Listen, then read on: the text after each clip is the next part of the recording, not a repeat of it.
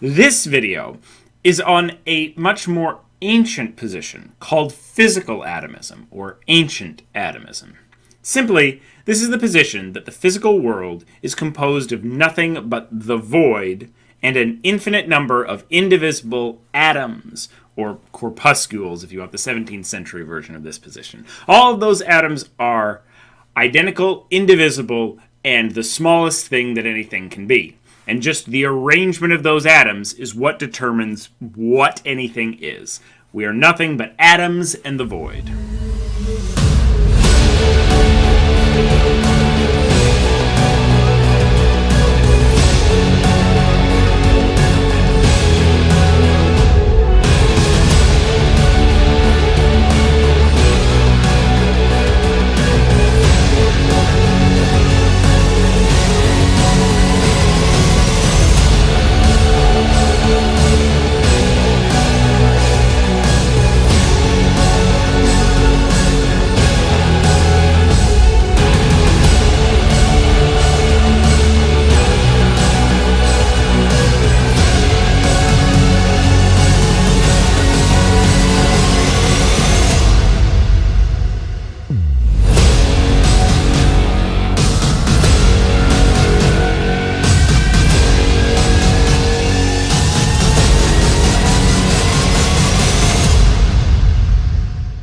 Sometimes the devil is in the details, as they say.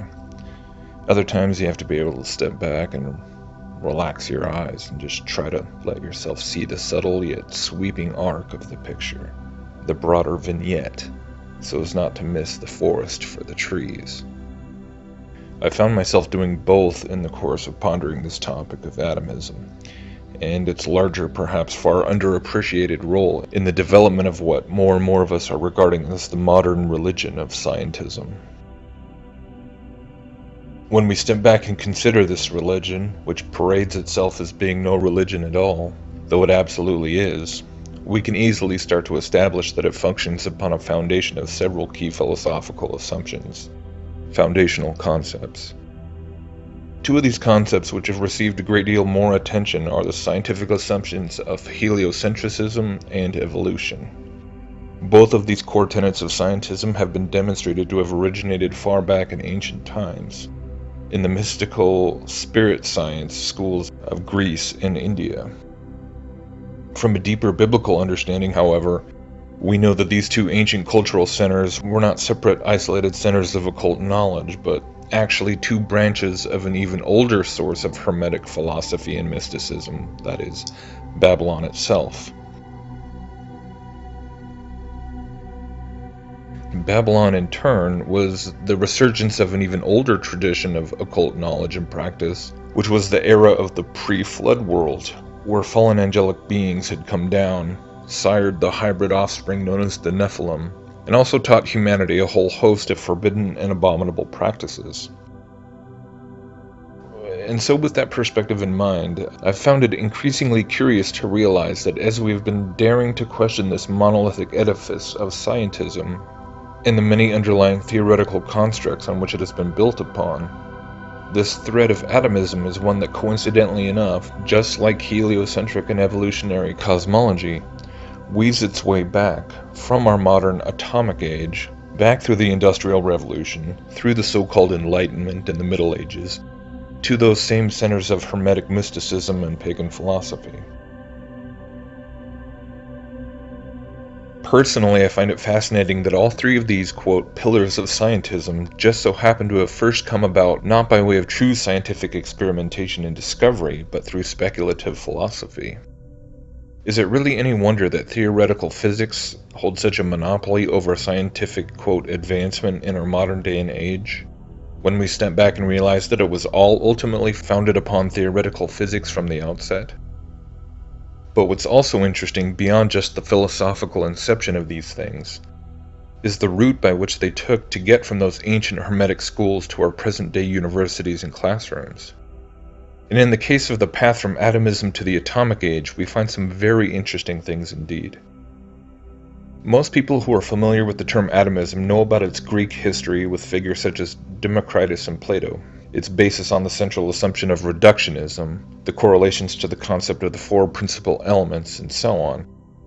But as is the case with many arenas of Greek philosophy, oftentimes the mystical and esoteric significance of those concepts gets lost, and which of course I'd argue that's probably no accident. But when we look to the counterpart sources of ancient atomism in India, the mystical ramifications of these ideas is far less opaque. An excerpt from the Bhagavata Purana reads, "The material manifestation's ultimate particle, which is indivisible and not formed into a body, is called the atom, Parama Anu. It exists always as an indivisible identity, even after the dissolution of all forms. The material body is but a combination of such atoms, but it is misunderstood by the common man. Atoms are the ultimate state of the manifest universe. When they stay in their own forms without forming different bodies, they are called unlimited oneness. There are certainly different bodies and physical forms, but the atoms themselves form the complete manifestation."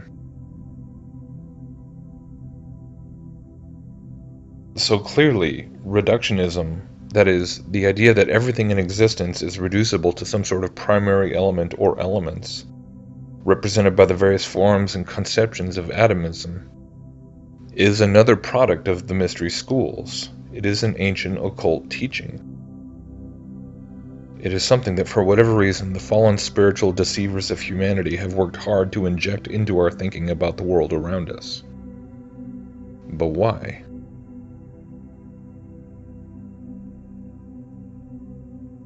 I found the trajectory and trail of atomism to be most telling indeed when it comes to the stage of the manner by which it was largely carried through the centuries, from ancient to modern times. The vessel of preservation and dissemination was in fact the occult practice of alchemy, which coincidentally also factors into the histories and progression of things like Copernicanism and evolution.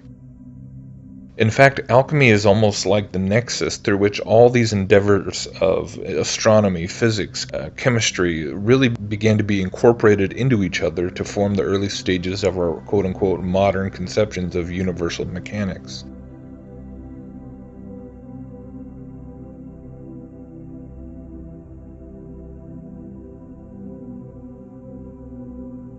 Alchemy was actually transferred from ancient Greece and India to medieval Europe largely by way of the Islamic alchemists who translated many of the volumes of Greek manuscripts and preserved and expounded upon them. In the 8th century, Jabir ibn Hayyan, which was later Latinized into Geber, introduced a more methodical approach to alchemy with controlled experimentation in the laboratory. This experimental approach to alchemy and reductionism was later spread throughout Europe by way of a document called the Pseudo-Geber, because it claimed Geber as the ultimate source, yet its true author is unsubstantiated.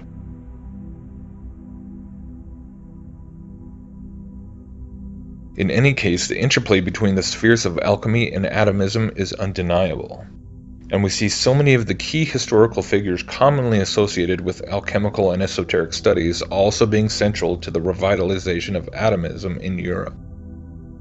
Figures as notable as Francis Bacon, Galileo, René Descartes, Pierre Gassendi.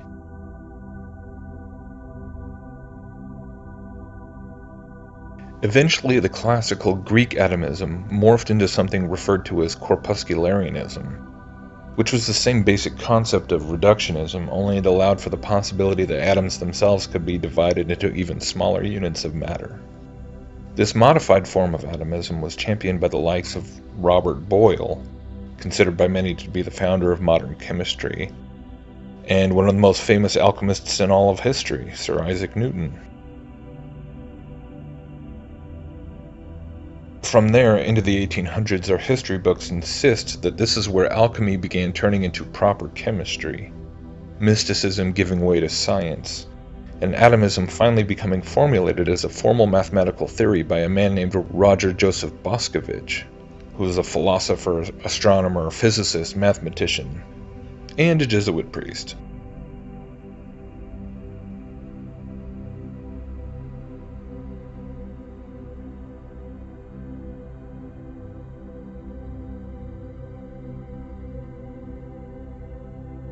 Into the 19th and 20th century, atomism eventually became formal modern atomic theory, bringing us all the way into the present day, full of string theory and dark matter and large hadron colliders. The atom has long been split, with fearsome destructive power or energy-producing possibility. The existence of this minutely vast quantum reality has been undeniably proven. Or has it?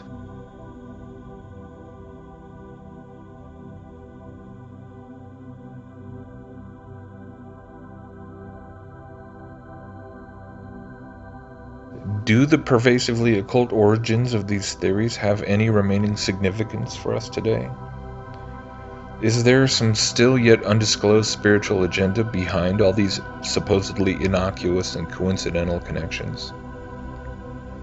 Modern occultist Manly P. Hall certainly believed there was a great deal of esoteric significance to atomism, and he gave many lectures on the topic. Today we increasingly hear theoretical physicists and other materialistic scientists talking about an uncanny amount of similarity between the things modern quantum physics is claiming to discover and the sorts of things found in Kabbalism and other ancient forms of Hermeticism.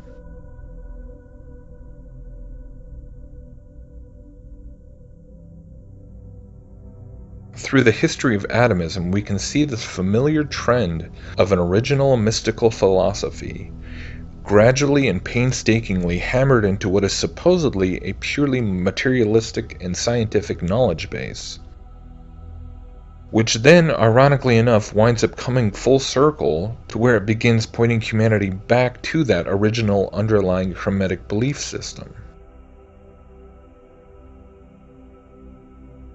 Has humanity effectively been duped into building the machines that will serve as the key to freeing a horde of entities from a dimensional prison?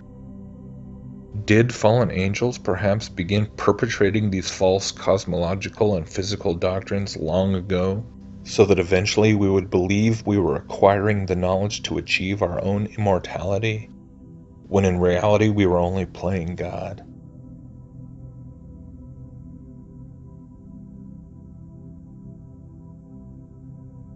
And even today, there is still this process of discovery going on. What we can clearly see in terms of the teachings in the Kabbalah, in the Zohar, is that there is no such thing as death. This is very important teaching. For example, you're driving along in your car and you see a little animal. He's been run over, it's roadkill, it's a shame. But in the true lessons of the Kabbalah, that animal is made of atoms which are described in the Kabbalistic texts. And atoms are miniature points of light. This is how they're described. They are particles which you cannot see with your eye, but they are the building blocks of everything in the universe. And that little dead creature, he is made of atoms, and those atoms are full of energy. And so the Kabbalistic texts and the tradition really breaks things down into particle theory. And what is really fascinating is that the oral tradition of the Kabbalah, teaching from father to son, mother to daughter, this, I suppose, a version of nuclear physics, was very strong in Central Eastern Europe. Okay? Where do all of the nuclear physicists come from? Niels Bohr, Szilard, Albert Einstein, the Oppenheimer brothers, Edward Teller, who invented the hydrogen bomb. If you look at their family histories, they all come from Central Eastern Europe, which is the geographical area where the oral tradition of the Kabbalah was its strongest in Europe. And I've just written a new book that's coming out tomorrow called The Real Dr. Strangeloves. And,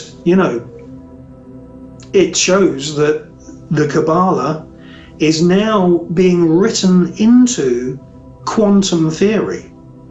You know, quantum theory with quarks and neutrinos and all these exotic particles traveling at, 2/3 of the speed of light that are being discovered in these particle accelerators.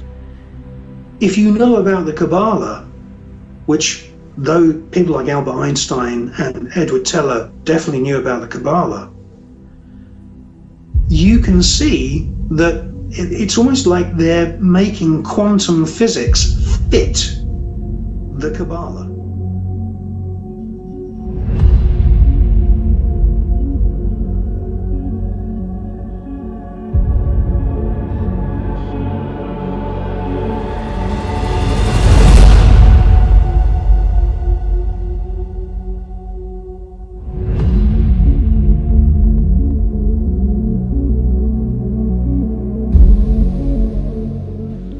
Now while Paul waited for them at Athens, his spirit was stirred in him when he saw the city wholly given to idolatry.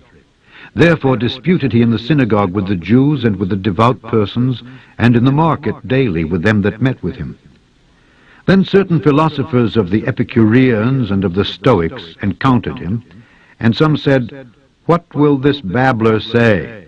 Other some, He seemeth to be a setter forth of strange gods, because he preached unto them Jesus and the resurrection.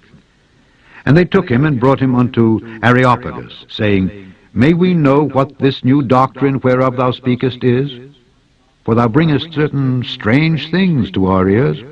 We would know therefore what these things mean.